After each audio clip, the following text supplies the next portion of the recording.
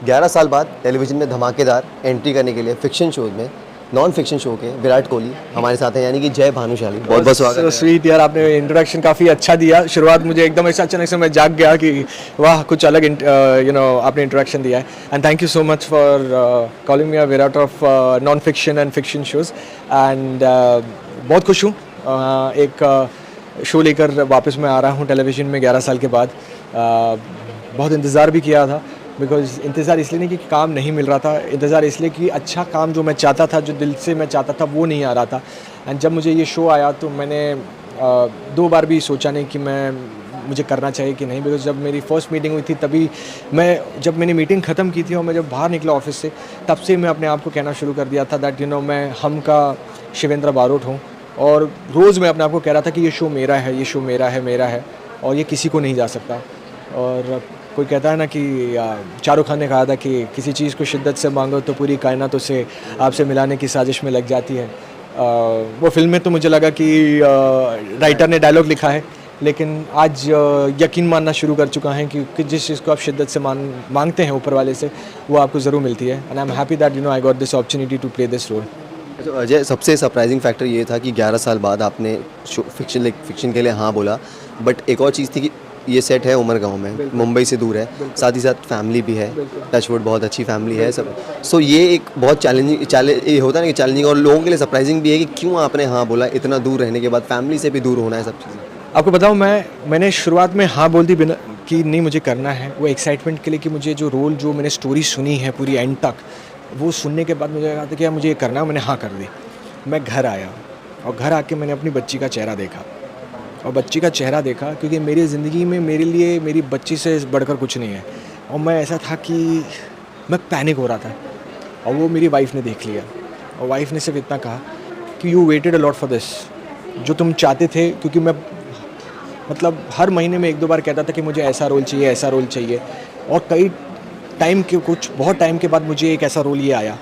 तो वो समझ गई थी कि यार जय, जो तुम चाहते थे, इतना मुझे कह रहे थे, वो तुम्हें मिल रहा है, तो अब रोको मत, you doing it for your daughter at the end. And उन्होंने कहा था कि हम आएंगे, अगर समझो तुम बिजी रहोगे तो we will travel to Umargaon and you will see your daughter. So for that reason मैंने कहा कि यार मुझे करना है फिर ये शो। And nothing better than being busy every day. It's a actor's dream कि अगर मैं अभी अपना कैलेंडर खोलूँगा तो वो कैलेंडर खोलता हूँ और डेट्स चेक करता हूँ तो मेरे नेक्स्ट 6 मंथ्स के सारे डेट्स ब्लॉक्ड हैं।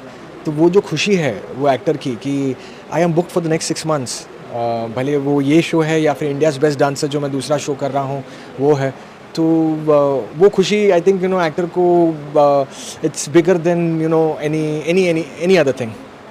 अच्छा, पर्सनली आपको क्या लगता है कि ये शो में जो आपका कैरेक्टर है, ये आपकी लाइफ में क्या चेंज करने वाला है, personally and professionally both? Okay, as an actor मैं आपको बता दूं that it is definitely a very challenging role, because यहाँ की जो लैंग्वेज है, जो हम मुंबई की जो लैंग्वेज हमारी हो जाती है कुछ टाइम रहने के बाद, तो इससे थोड़ी से अलग है। स्टोरी ऐसी है कि ये आउटस्कर्ट्स ऑफ मुंबई में हमारा महल है, और मैं मुंबई ट्रैवल करता हूँ अपने ऑफिस के लिए। लेकिन जब मैं मुंबई में एक ऑफ़िस मेरा जो है वहाँ पे जब मैं काम करता हूँ, तो मैं मुंबई के लोगों की तरह ही बातें करता हूँ, क्योंकि मैं नहीं चाहता हूँ कि लोगों को लगे कि मैं कोई बाहर से इंसान आया हूँ। क्योंकि होता है ना कि आप कोई अचानक से मुंबई में कोई कहते हैं हाँ जी आप कैसे हैं, तो आप समझ जाते हैं कि ये कोई बाहर का है। तो because I am a businessman, तो मैं कोशिश करता हूँ कि मैं जब मुंबई में रहता हूँ तो मुंबई की लैंग्वेज में बात करूँ, और जब मैं यहाँ पर आता हूँ तो मैं प्रॉपर शुद्ध हिंदी में मैं बात करूँ, जो एक्चुअल हिंदी है। तो इट इज़ चैलेंजिंग, तो इतना पता है कि चैलेंजिंग रहने वाला है, और एट द सेम टाइम मेरी हिंदी भी बहुत सुधर जाएगी यहाँ पर ये रोल करते करते। And yeah I am very happy that I will get a chance to do lot of romantic scenes with Tina.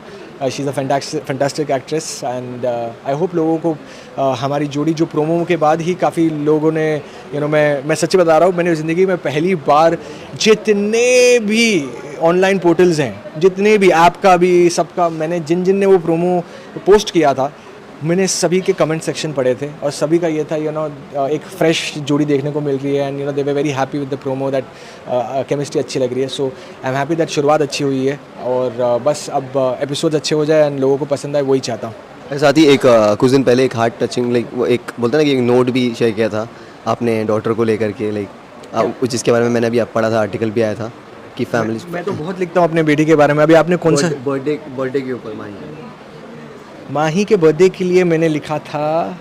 Missing हाँ, बिकॉज यस माही को अपने बर्थडे के टाइम पे ही कोविड हो गया था and it is difficult for a mother because you know हम आदमियों का कैसा है कि एक टाइम के बाद we don't really enjoy birthday parties और यू नो केक कटिंग करना पसंद नहीं आता, बट लेडीज़ का एक रहता है कि you know they want to you know भले वो कितने भी यू नो आगे बढ़ जाए यू नो या फिर बड़े हो जाए, उनको केक कटिंग बहुत पसंद आता है। You know spending time with their families on their birthday is something they look forward. So मुझे बड़ा दुख हो रहा था दैट यू नो बर्थडे के टाइम पे ही यू नो उनको कोविड हो गया था and she could not meet her daughter, और हमने वीडियो कॉलिंग के ज़रिए केक काटा था। तारा ने खुद फ्लावर्स सिलेक्ट किए थे माही के लिए कि उन्हें वो फ्लावर्स वो देंगे, तो she was staying in a different house और मैं अपने घर में था। So yeah, it was difficult, but at the same time, I'm very proud of her that you know she fought COVID and now she's back. She's healthy and she's taking care of all my 3 kids. अच्छा, lastly और सबसे आखिरी सवाल एक ये है जो मैं फ्रेंडली पूछना चाहूँगा आपसे कि आप नो डाउट उस पोजीशन पे हैं कि हर चीज़ें आपसे डिस्कस हो, शो की चाहे स्लॉट राइटिंग को लेकर के चीज़ें, स्टोरी को लेकर के, अगर आपको लगता है कि चीज़ें कहीं ना कहीं आगे जा करके डाइवर्ट हो रही है, so you will be the one जो आप उस चीज़ के लिए स्टैंड लेंगे। बहुत ऐसा टेलीविजन में होता है कि चीज़ें ट्विस्ट टर्न कर दी जाती है ड्यू टू TRP। सो अगर आपको जिस चीज़ पे कमिटमेंट, आपको जो स्टोरी है आपको लगता है तो आगे चल के आप इस चीज़ के ऊपर स्टैंड ले सकते हैं।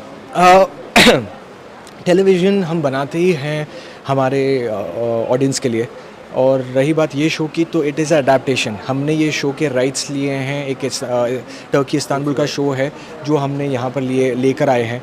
अब you know the channel has paid a lot of money to get that story. या तो फिर में वो छुपके भी कुछ एक चेंजेस करके कर सकते थे, but they actually got the rights, वो बाय करके उन्होंने ये स्टोरी यहाँ पर क्रिएट कर रहे हैं। So they are sticking to what you know it is been created by the Turkish show.